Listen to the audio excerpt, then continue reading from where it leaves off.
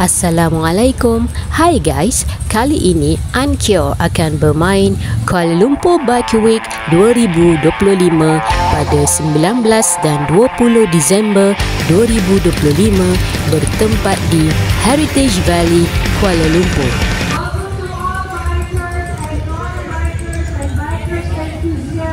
Kuala Lumpur Bike Week 2025 yang akan diadakan pada hari ini dan juga besok daripada pukul 10 pagi hingga 10 malam.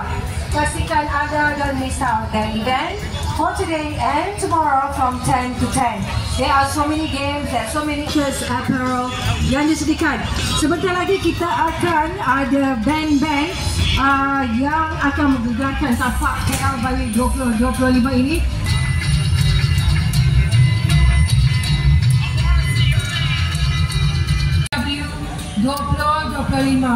Hashtag KLBW20 pilihan anda. So stay tuned dan I'll get back to you.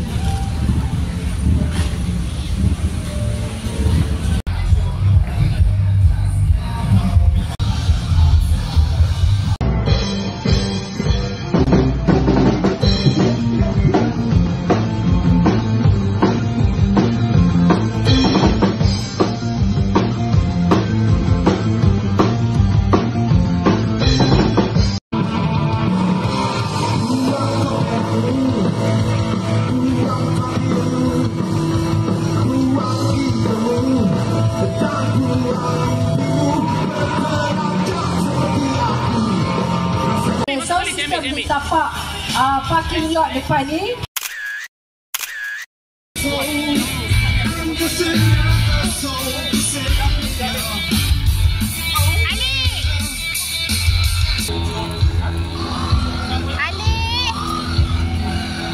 Ali, main jalan je dia ni. Masa tak jauh. Ali.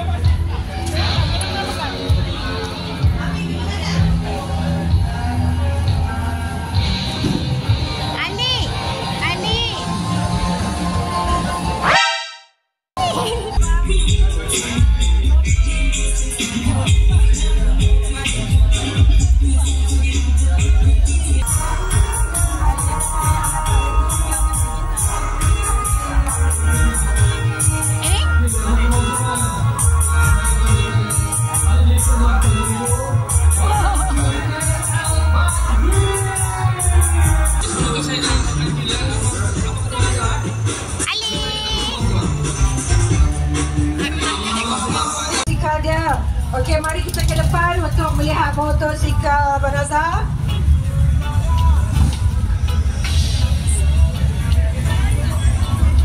Okay guys.